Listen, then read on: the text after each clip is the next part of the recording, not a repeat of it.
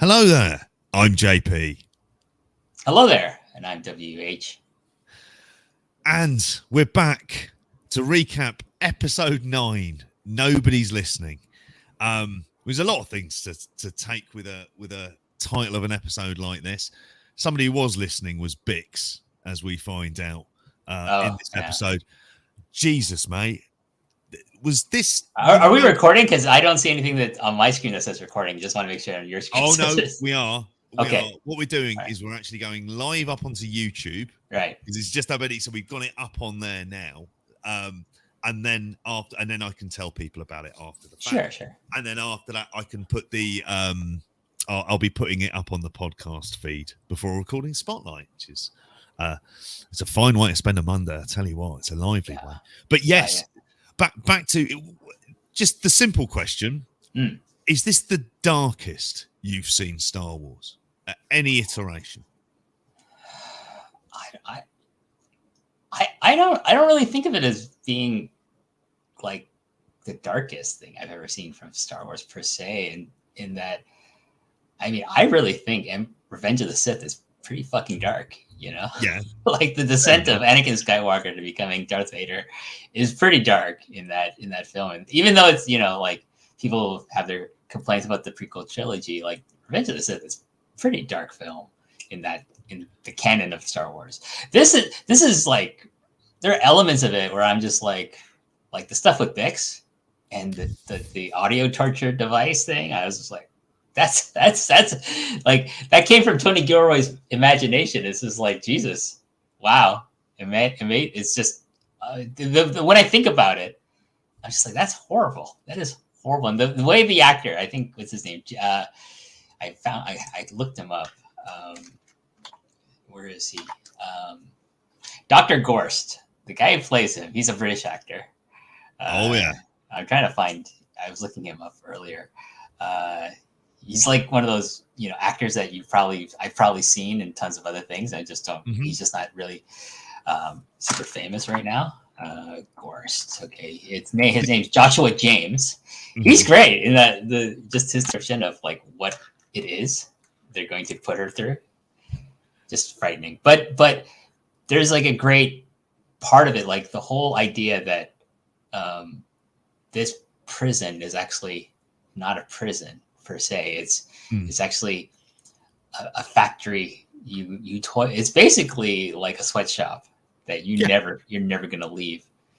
And for everyone who's listening to this, you should know the amount of work JP does to prepare. Like he writes these extensive notes that he sends to me, and I read them. And he has a theory you have a theory about the prison that they're not making anything, right? Yes. Yeah. That was one of the theories that had come out.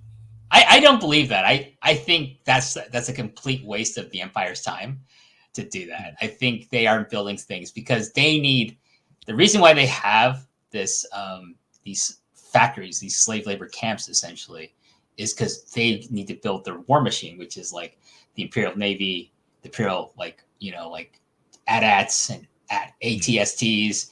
And I think they're still probably building large parts of the Death Star still. So they're probably some of these factories, maybe even Narkina 5, are in the process of building key components like that. Those components, they built multiples of them, but the Death Star is fucking huge.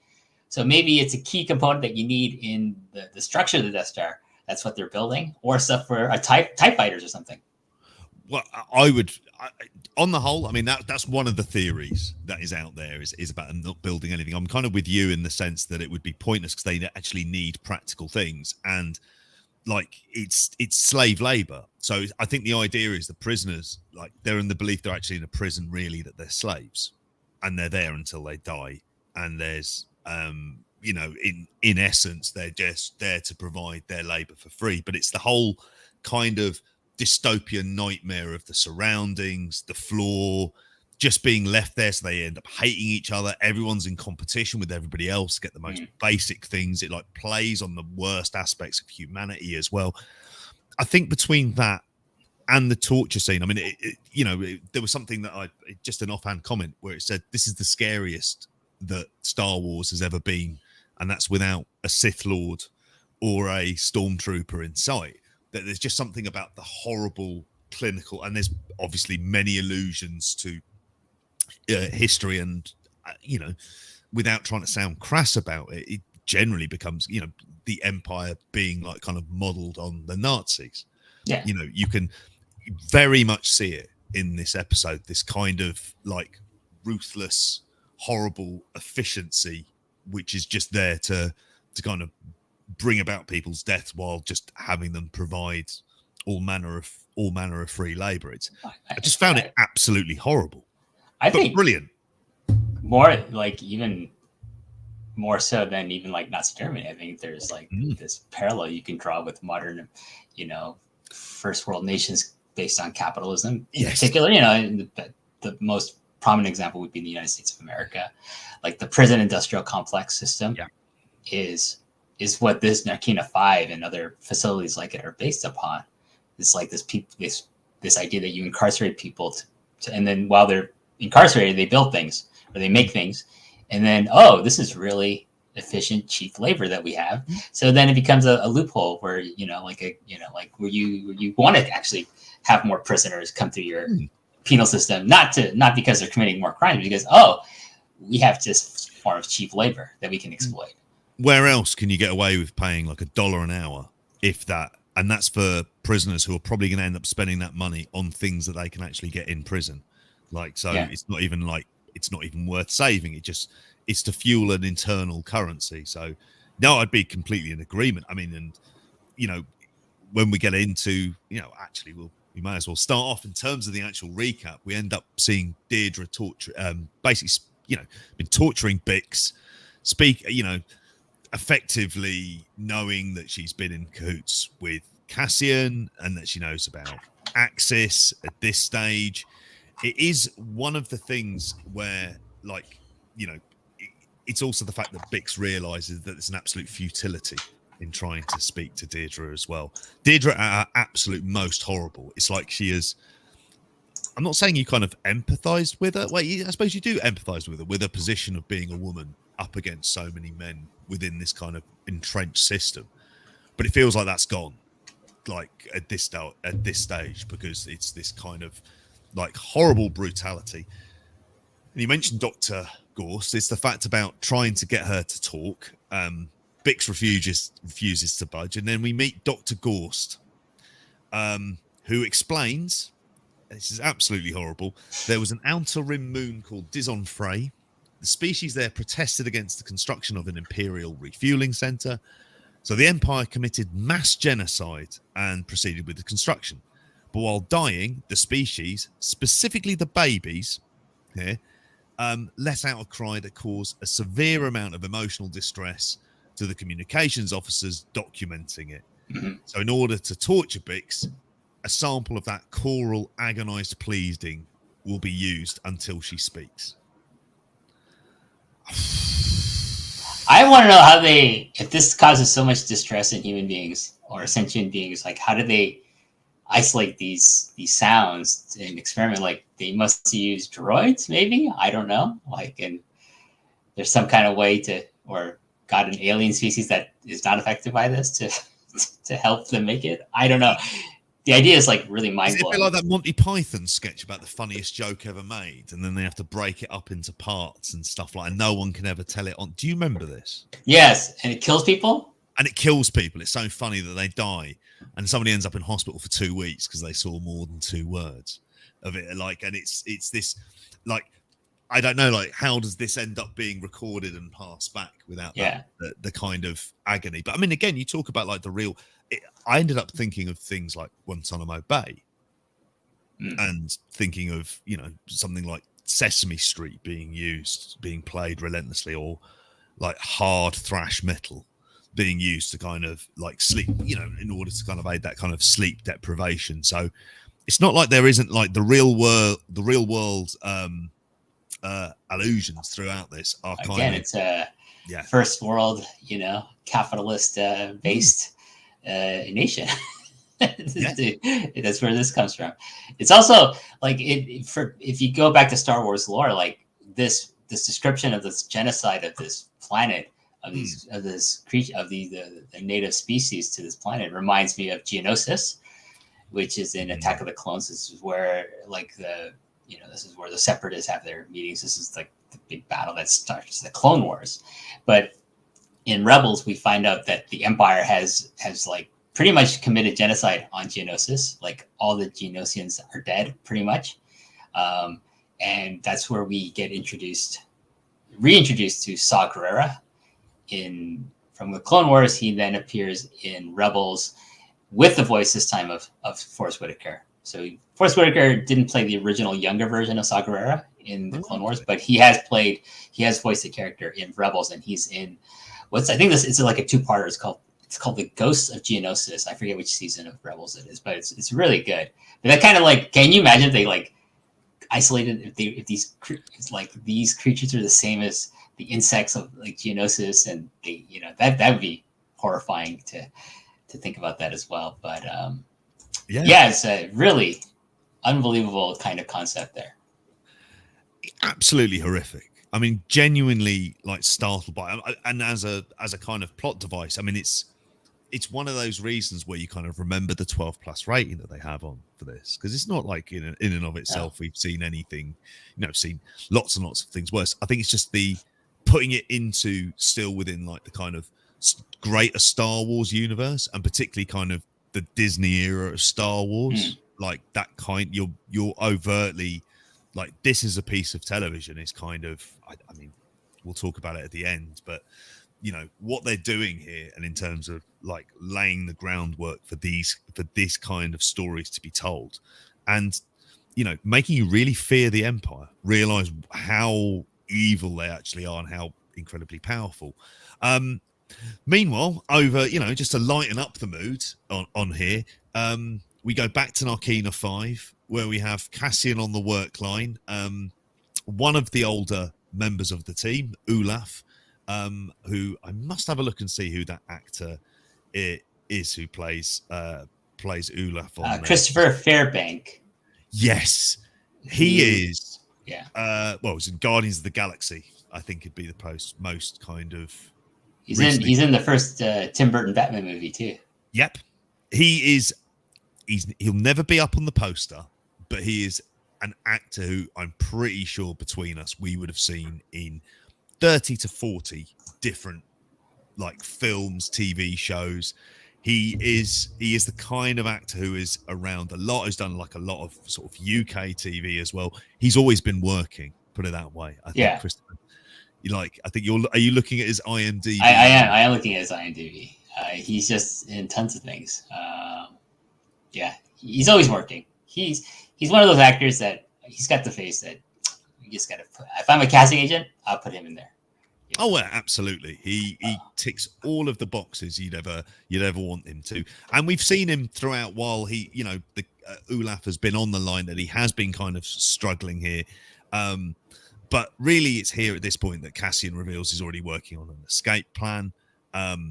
He said, the issue is this the rotation of any new prisoners, and he's not getting a chance to kind of set it up because he's more or less kind of being watched extensively by Kino in there. So it's who is clinging to the hope that he's going to be released in what would probably be at this point sort of 200 odd days or like in about like 6 months maybe. Yeah, roughly 6-7 months he's hoping he'll be released, but then then we get the end of the episode. Oh yeah, well I put it in the show notes last week. Mon Mothma, no problems. We have again. She this time, and this is like the kind of nightmare scenario on like the house of any parliamentary floor.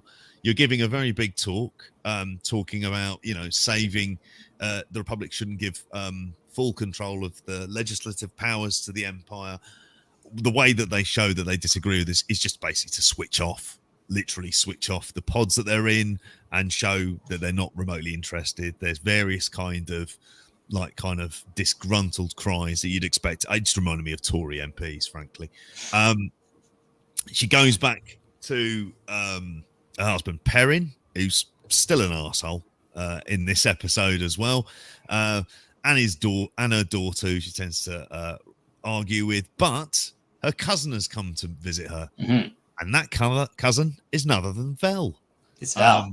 Vel, yep, who's back in, who does a very kind of good glammed up version. We saw bits of this in previous episodes. She stays for dinner, and then Perrin, being the arse it is, why hasn't she met a nice man yet?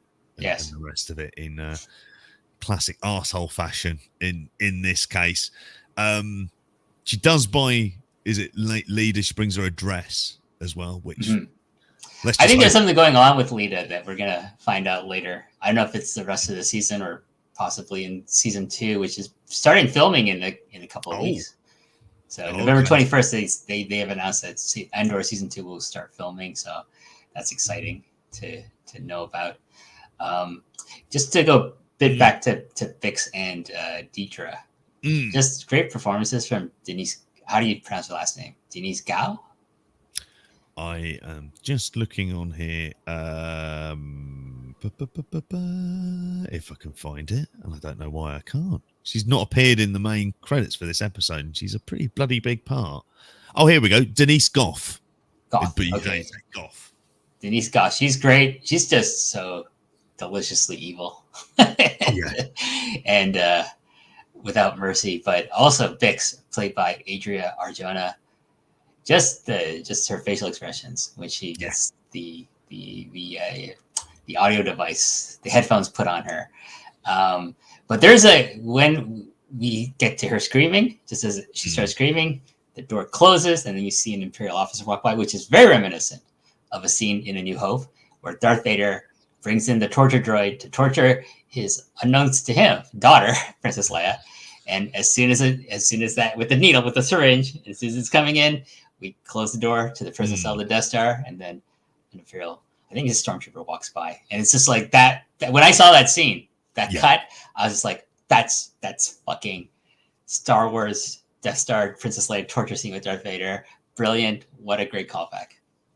Oh, absolutely. And I would say as well, the things that Denise Goff is doing in terms of just her facial features, they're like kind of become a lot more accentuated. So it becomes almost kind of like cartoonish, but it actually works within the kind of watching her character kind of progress and just get that much more dark. As she gets more power, she gets more power from Major Party Gaz and from Colonel Wolf Yularen, the ISB, and then she knows like she can do whatever she wants in this, like where the prefect of Ferrex says to her, "What about Solomon Pack, who's the friend who houses the radio that Bix uses?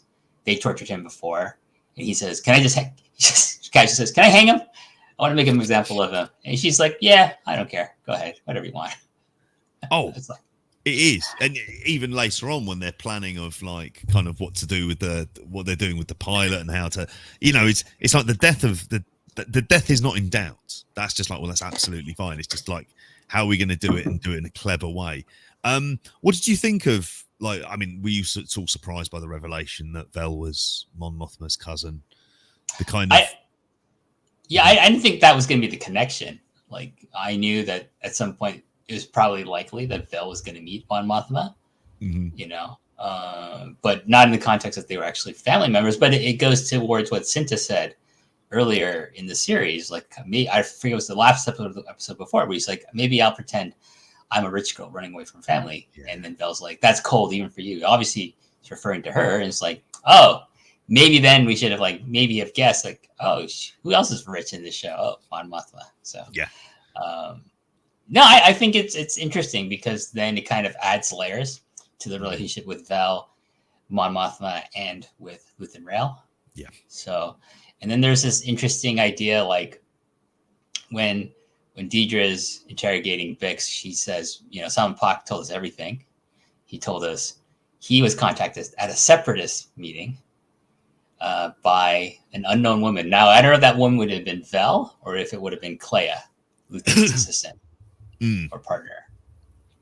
Who is great, but this is a Luthen Rael kind of less episode, isn't it, in some ways? Yeah. But he's still kind of like, obviously, like the dominant figure at the center of all of this, like along with Cassian, who going back to effectively he starts to kind of, basically, Kino is like, they're always listening, and Cassian's starting to really question that, and saying effectively that they don't really care what they have to say, that this isn't anything like them planning, or like, so instead of making a plan or anything else, they kind of live in the fear of the kind of repression that they've got going on in the prison, the fact that no one will ever kind of trust each other, so they're just going to carry on the way that they are.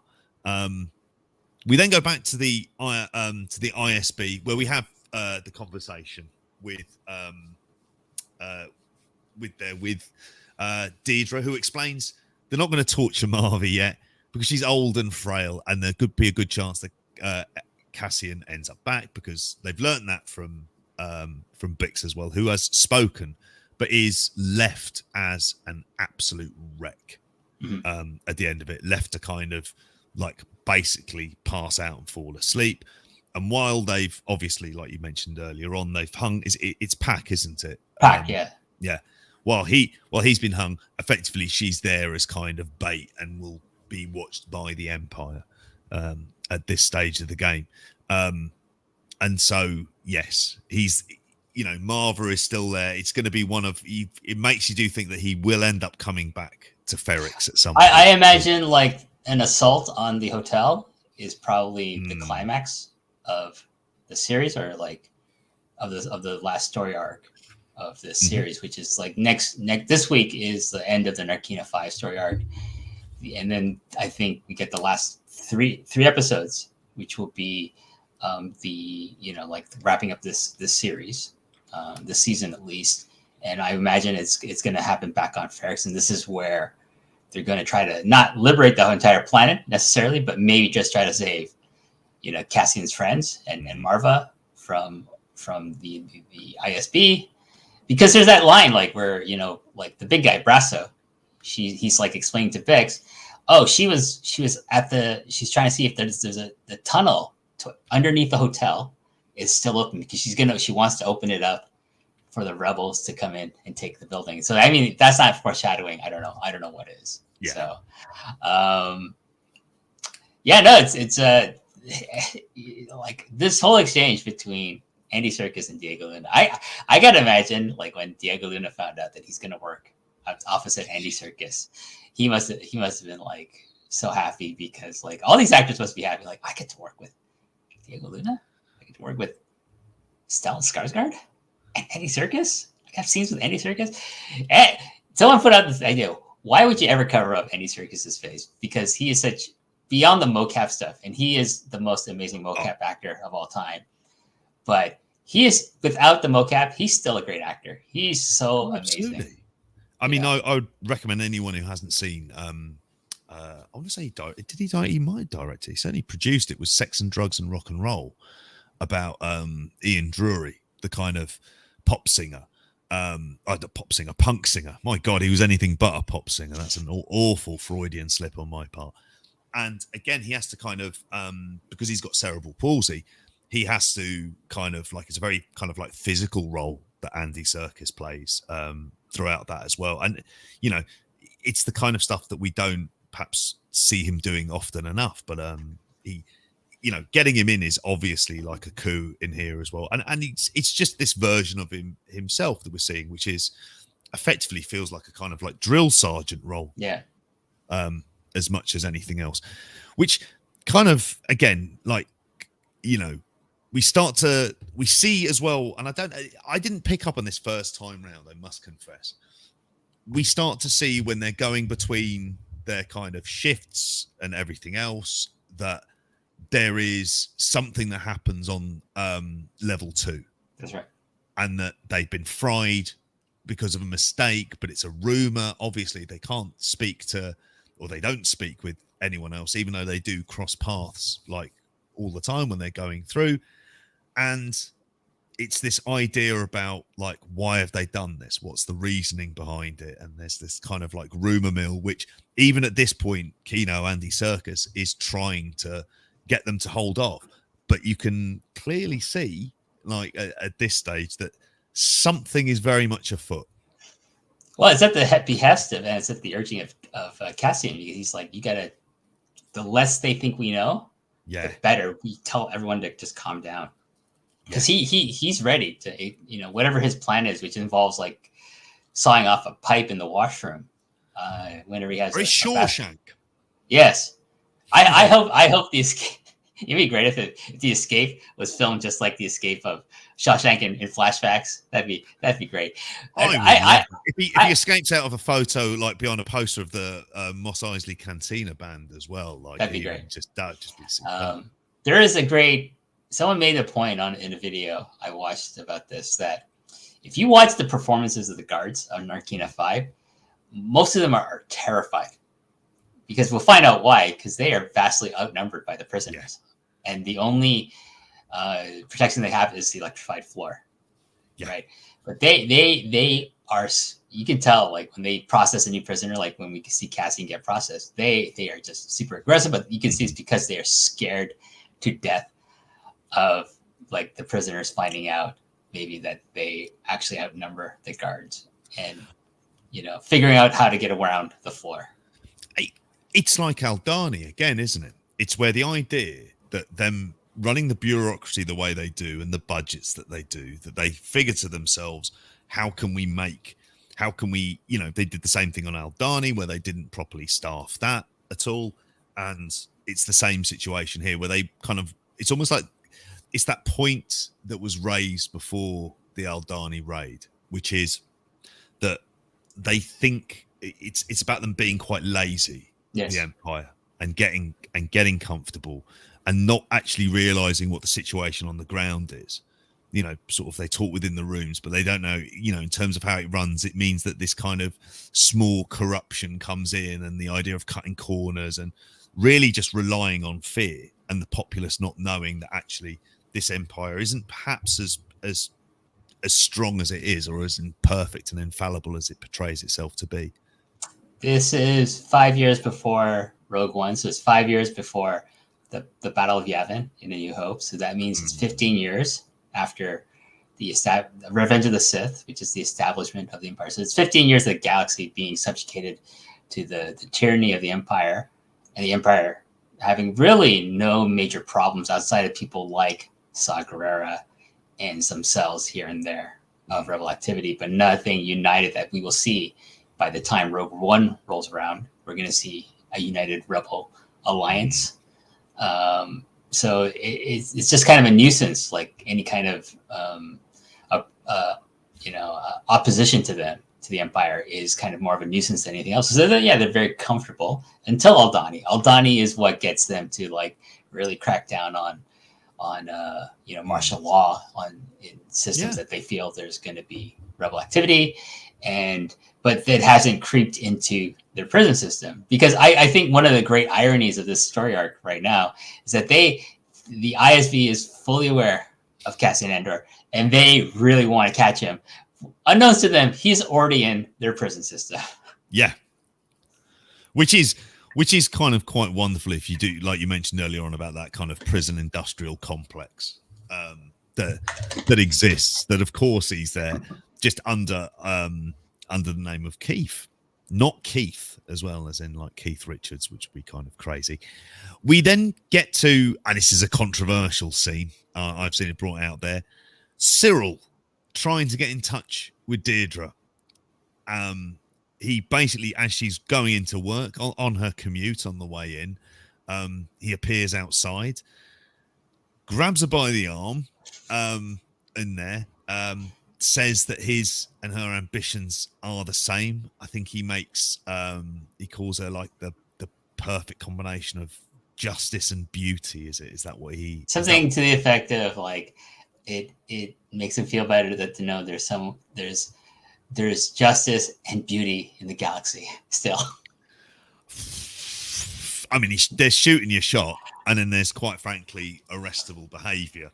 I mean, I think we can safely say that Syril Karn had a very unbalanced upbringing. Yeah. He has no discernible social skills whatsoever to speak of. So, like, it is that idea that if you behave like somebody out of like a romantic comedy, if you did that in real life, you'd just be arrested.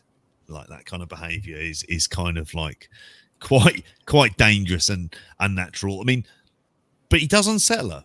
I mean, she does completely shoot him down. You know, she could have him properly shot down. She doesn't, but she does have that kind of power. Goes in, and then when her assistant comes in, tells about the capture of a rebel pilot. By the way, her assistant's facial features as well is it. If you ever want to hire an actor who just stands out of a crowd, it's him. I don't know if you've got his name there. Is it here? Is it? All right. He's Jacob James Beswick is the name of the actor. Just looking at other things he's done that I might have heard of. He was in The Alienist. Oh. Strike Back. I think I know that's an Andy McNabb type thing. It's an action thing. It's on Sky. Yeah. Mate. Don't watch it. Prime Suspect 1973. He was in that. Unless there's a reboot. Casualty. Casualty. Have you got Casualty in Canada? I would have thought I would have made some maybe. America. Maybe. Holby City. No. Bang average stuff, mate. So he plays Lieutenant Hirt. He's great. Yeah, he's great facial. Like again, like this guy's got a great like casting agents must love this guy. We need someone like kind of like Weasley and scummy looking, but like posh. Oh, we'll hire this guy. So. Oh, absolutely. He ticks those boxes, and they make him look cold as anything. But he tells them about they captured the rebel pilot. They want to bring him for questioning without alarming the separatist leaders, Anton Krieger. That's right. And stopping a raid planned on a power station at Spell House. They also mentioned, so they again, we had Sagar in the last episode run down all these different rebel factions out there in opposition to the Empire, the Separatists, the Gorman Front, the Partisans, which is who his group is. His group is the Partisans, but also like he names like Luthen Rail names Anton Krieger as someone that he wants to team up with. Right? We also hear reference to a rebel leader by the name of Mai Pei who gets referenced here. So like apparently maybe the big ones are Luthen Rail, known only to them as Axis. He's a big news to them, but also they're very familiar with Saw Gerrera. But they're also Anton Krieger and Mai Pei are also on the ISB radar. So it's interesting like how these will like kind of emerge further maybe if not the rest of this season, then with season 2. That was what I was going to say. I think this is like leads really nicely into that, and it's just expanding the world of like the rebel investigations they've got ongoing. We do go back to Coruscant because we have Ty Colmer. He can't stay away from the place. He returns to sit down with Mon Mothma about effectively he can't get her money. He feels like it's kind of too tough to move around without sort of setting off all various amounts of alarms.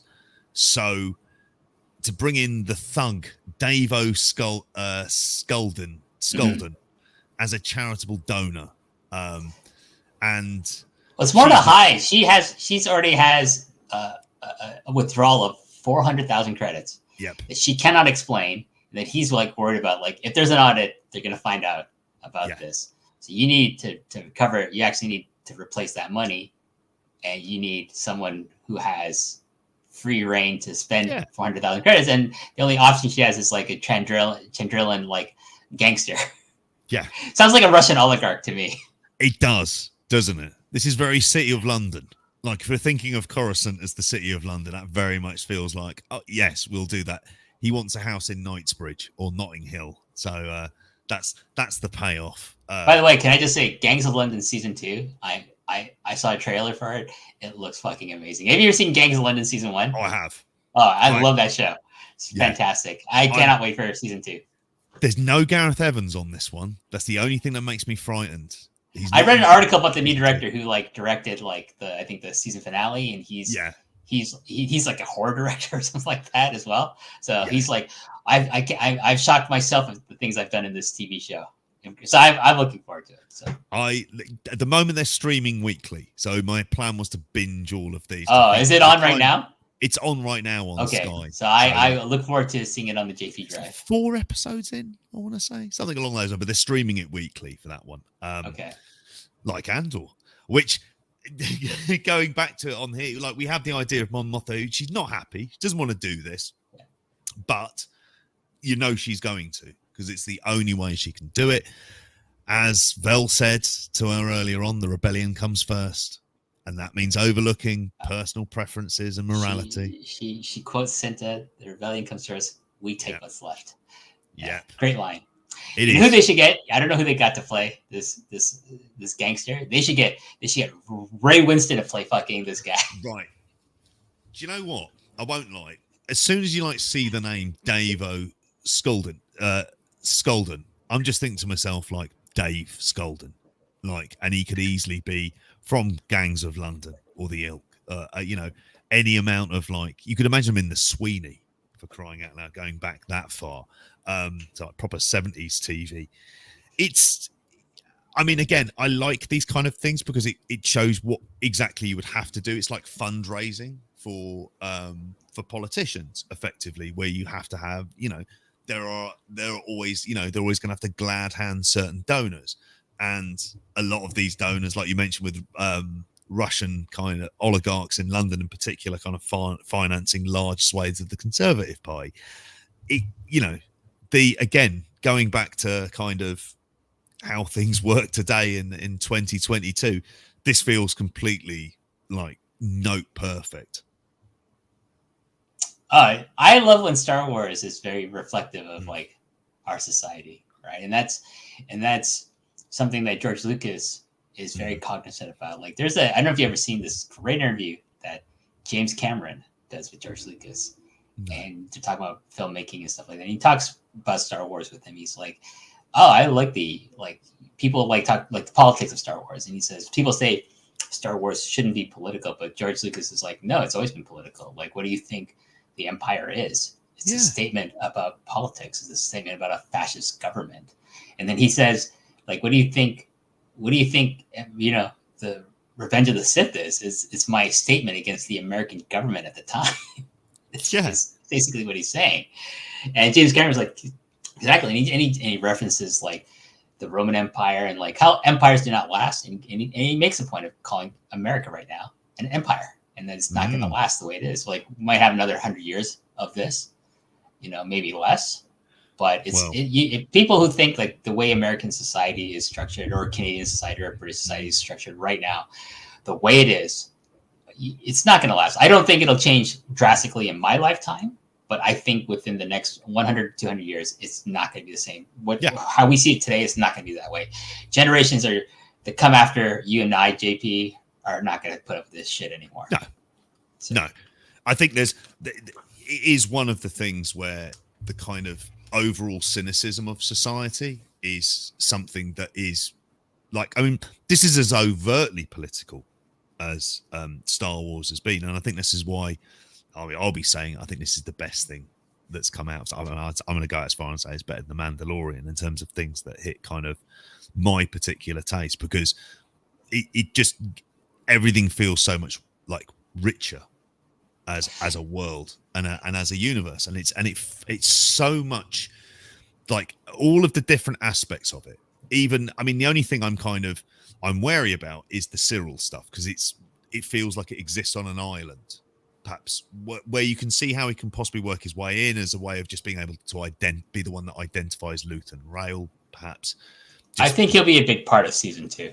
Yeah, is my guess, because I think he's going to be someone that Deidre will have no choice but to bring in to help her find Axis or the rest of the rebels. But the way it's showing different elements of society in the meantime, though, and the hierarchical structures from the politicians down to kind of those on the ground in Ferrix. Like, it's amazing cinema. It's amazing. Yeah. Like, Toby Haynes is the director of this arc, and he's just doing a fantastic job, because it's incredible. Like, the way he frames everything, like the blocking of shots, he just shows everyone's in prison. Pretty much, like, Mon Mothma's in her prison. You see the way she's framed in her own apartment building. Yeah. You see Syril Karn is a prisoner. He's in much of a prison as Cassian is in working for the Bureau of Standards. Cassian's in an actual prison. The way he's framed, he's actually like has more freedom structurally if you see the way the prison is framed, he actually has more freedom than Syril or Mon Mothma seem to have in the way they're shot, in the way they're framed in their settings. It's really amazing stuff. I should correct myself. Beau Willimon is the writer of this arc, not Tony Gilroy. But Beau Willimon is the creator of the American version of House of Cards when it was still good, apparently. And that's how Tony Gilroy knows him, because Tony Gilroy was a consulting producer on House of Cards. So, and that's, I guess he said, hey, do you want to come over and work on a couple of arcs for this series? And like the writing, just the standard of the writing, like between Dan Gilroy and Tony Gilroy and Beau Willimon now is like just unbelievable. And Toby Haynes, like if this guy does not get an offer to direct a Star Wars feature at some point, I don't know what's wrong, because like they need it. And to your point, like I say, this is like an HBO show, but Star Wars. Yeah, that's the quality of it. And for me, like I don't want everything to be like The Mandalorian. I think that's where things like Book of Boba Fett and Obi-Wan Kenobi kind of fell short in, like, even compared to The Mandalorian, because I think the first 2 seasons of The Mandalorian are everything you want as a Star Wars fan. Whereas Andor is everything you want as a fan of good television writing and directing and acting. That happens to be in Star Wars. Like, I'm lucky that it is part of the Star Wars universe, but I would watch this even if it wasn't in Star Wars. Because if it wasn't, if it was just effectively a science fiction program about, an uprising. Yeah, you'd be like, I would watch it. You could, and I think it's amazing. The fact that it's Star Wars makes me even happier because I'm such a Star Wars fan. But I don't want this to be like The Mandalorian. I don't want future shows like to come out that to be a copy of The Mandalorian. I don't want Ahsoka to be a copy of The Mandalorian, or I don't want The Acolyte to be a copy of The Mandalorian. I want things to be different, and because I want it to be a kind of an homage to different kinds of film genres, like detective stories or samurai films or westerns or war movies, dramas. And this is very much in the case of like an espionage political thriller, as we kept saying throughout our discussions about Andor. But also there's the whole, like, there's a heist film built into this. There's this prison movie built into this. It's amazing. It's like all these things you get, and that's Star Wars, because Star Wars is a samurai film, it's a western, it's a war movie, all meshed in with like science fiction inspired by Flash Gordon serials from the 1940s. So yeah, no, it all comes back to that, isn't it? All's come back to George's childhood.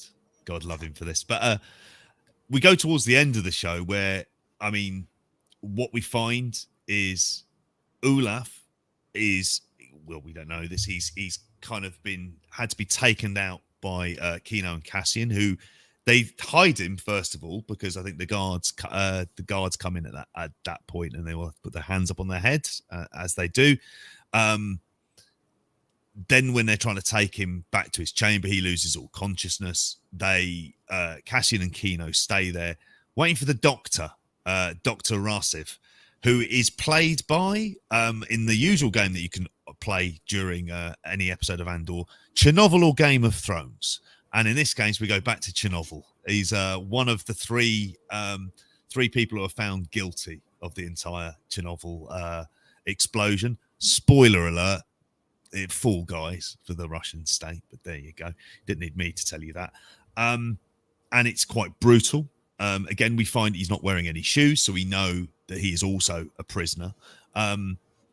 He declares that Olaf can't recover, and that he needs to die in order that he can be replaced. Kino is explaining he's got like kind of 40 days left. He was going to be released at this point on here, but then that leaves Rasif to say is no one's getting out, which is whispered, but he's also telling the guard at the end of the room to like go get a body bag and Stretcher to be able to take the body away as he walks out. Then reveals to them what has happened up on level 2, which is a prisoner who was released from level 4 just ended up back on level 2. As soon as everyone on level 2 realized this, i.e. no one's escaping, they were all fried to death. And basically Razev says that because of this kind of fiasco, no one's making it out, so there's no discussion about it at this point. The only form of freedom that anyone is going to get in this place is death.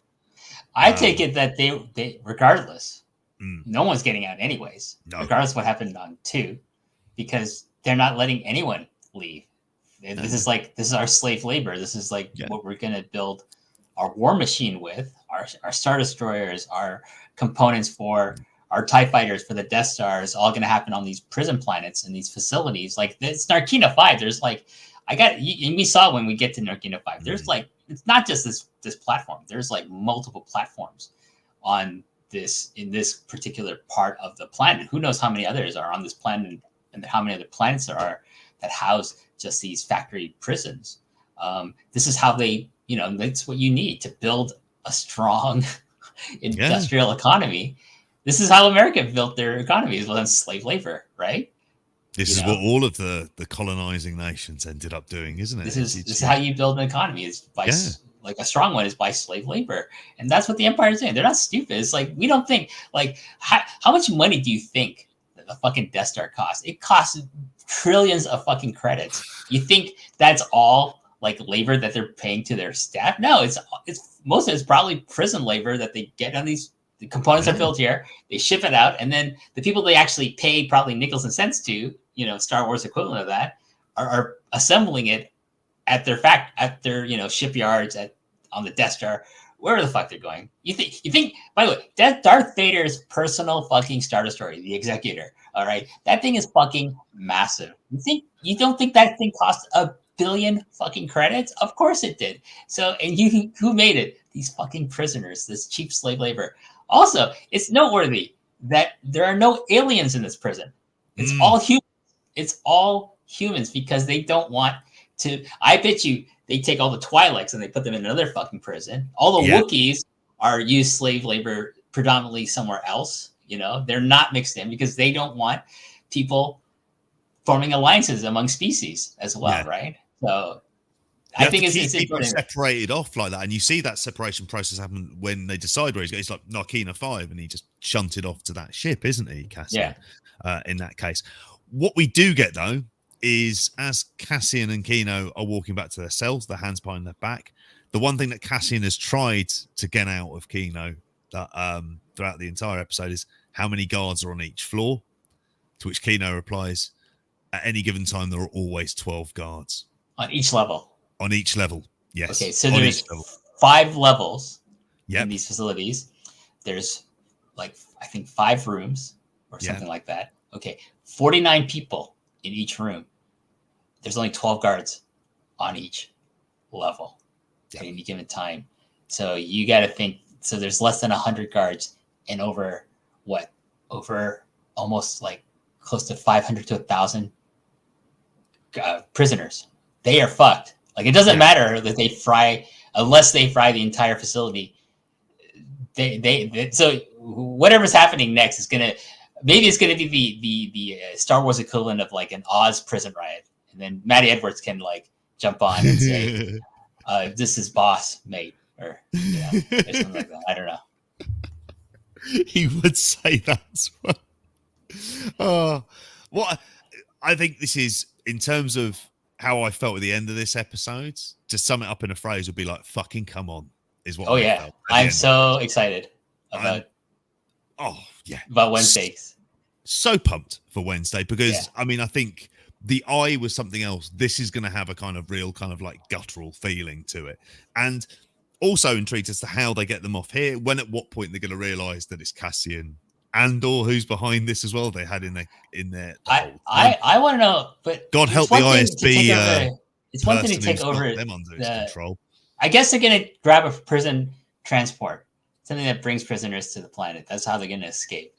Yeah, that's how I imagine they're going to escape from this planet. But at some point, Cassian does end up flying.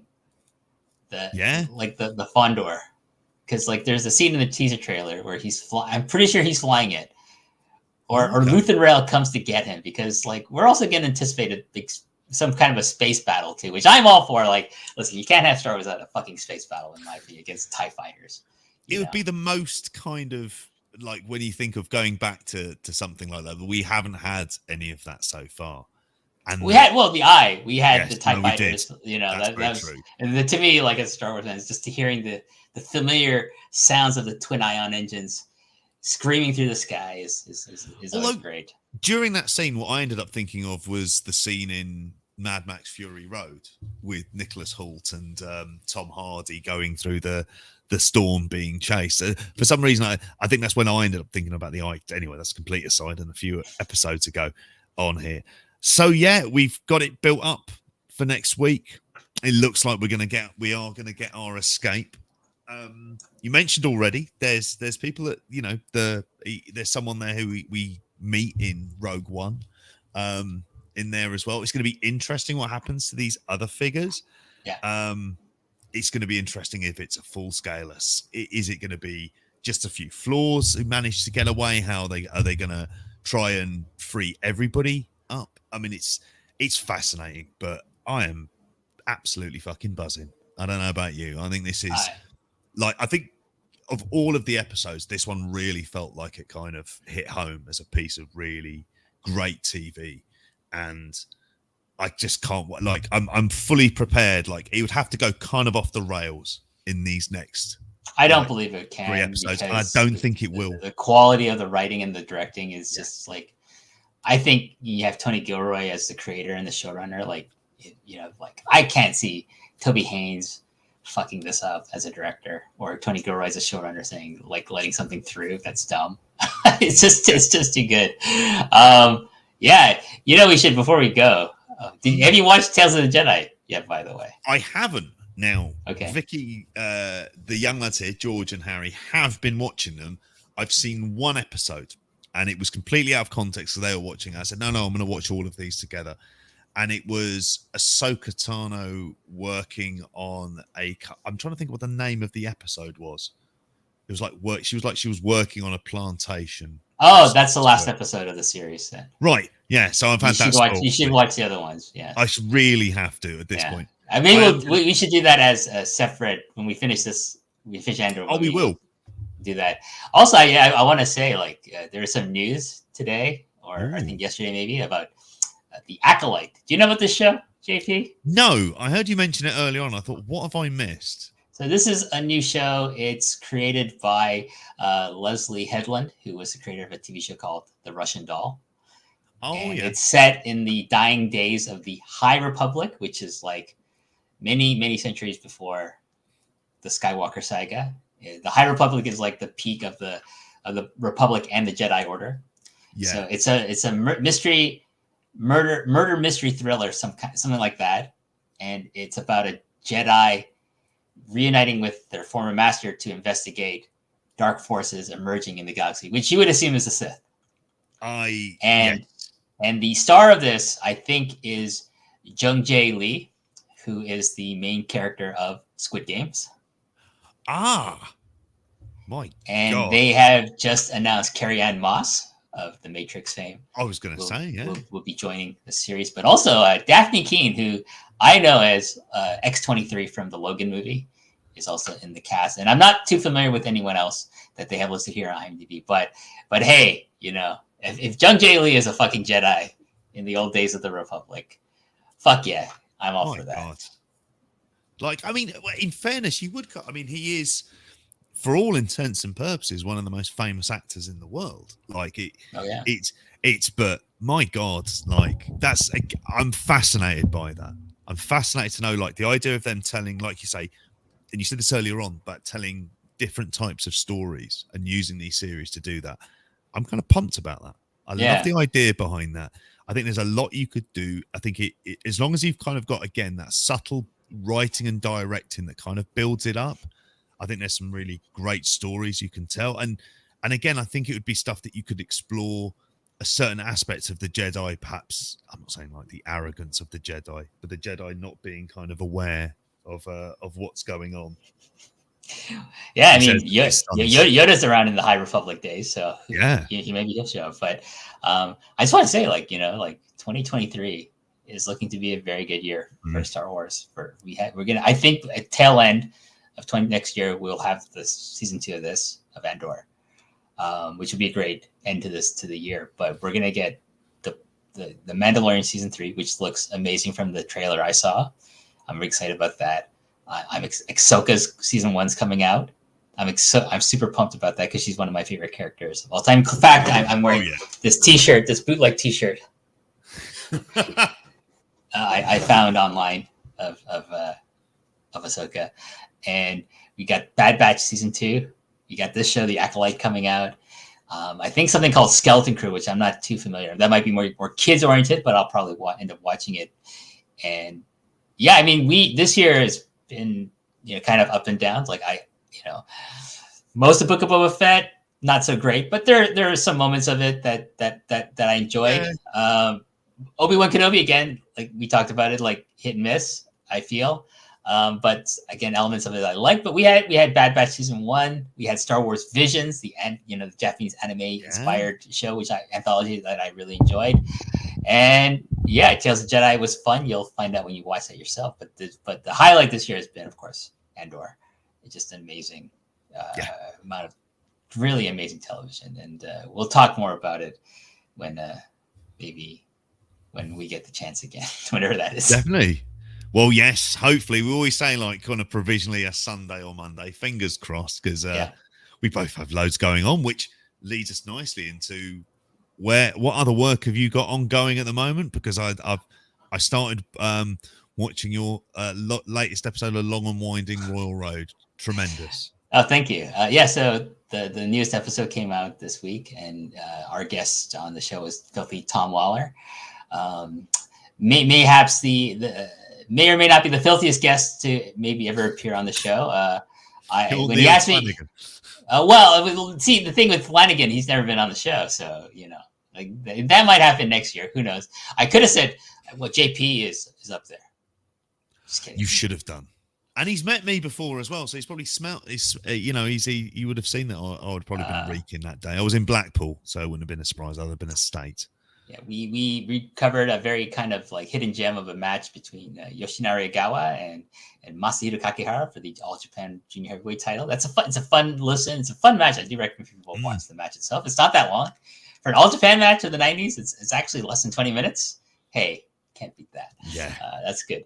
But there's that's already out. I'll be recording post Perez with Karen Peterson, of course, familiar to many Grapple fans and post wrestling fans. We'll be recording that. We'll talk about the many goings on in the world of Japanese wrestling. That's coming out this weekend. We're recording on Monday, so it'll be coming out on Saturday. And then sometime in the next couple of weeks, I imagine before the big post wrestling event in New Jersey, where myself, Rich Fan, Scrump from PWTs, and hopefully Nate Milton, if we can get his schedule to work out. We'll be talking about Black Panther 2, Wakanda Forever, because that is coming out this Sunday. And I'm going to go. I think I'm seeing it this Sunday. I think I got my friend got tickets, and then we'll try to have a review out sometime in the week. No, so I'm seeing it in VIP. Yeah. Because VIP in Toronto means like alcohol is served, so there's no kids allowed. Oh, brilliant. And I sorry for those of you with children. I'm sorry. I don't want to watch. I hate watching movies with fucking kids in the theater. That's the screening I'm going to. I'm going with. It's probably going to be with my 16-year-old, and then basically my stepkids who are 8 and 6. That I think we're going to possibly see that on Sunday morning as well. So that's going to be absolutely fascinating to do that. I won't be in that screening. I won't be. No, you won't. I don't blame you. Like for that, there might be if it's that good, and I feel like I've missed stuff. I'm gonna be like, right, I can go back to it's only £5. It's a really cheap cinema, and you could bring your own food. It's great. It's just like the idea of people not going to cinema, like, why? It's absolute peace and quiet and a massive screen. I'm more than happy for this. So yeah, going to see that on Sunday. Absolutely pumped. I will repeat the same thing I'll say on the film front. If any of you've watched Halloween Ends, don't. I can't stress what an awful film is, and I had no expectations. I thought it'd be shit, and it over delivered, which I thought was incredulous, but there you go. I'll be recording Grapple Spotlight tonight, so that's going to be coming out as well. There's also Survivor Series on the Grapple Patreon. I think we're going to be doing an Observe This because it's Montreal month. Yeah, exactly Canada's greatest wrestling moment. In there, Wait, who's doing Spotlight? Is Benno and it's Benno and Matty this week. You tell Benno I'm looking forward to seeing him Yes, in a couple of weeks, and you tell Matty I still think Logan Paul's a cunt. Yeah, well, I think he's going to be like built up as that may well be the case, but fuck me, for his third match he seems to be over delivering. So I'm off to watch that now before recording. But yes, thank you everyone. You can find me on Twitter at JPGPWH. Where can people find you? At WH Park 9 while I'm still on Twitter, I suppose. I don't know. I don't think I'll be leaving unless it gets worse. I don't see the it's not affecting me that badly. And when it does, I'll probably like, okay, you know what? I was thinking we should just resurrect message boards. Yeah. Just go to Post Wrestling, the message board's there, and just create our own little universe. Good old days. Good old days. No 280 character limits. No. And you were always right. Essays. Just write essays again. So when in doubt. Okay, then. That just leaves us to say bye there. Bye now.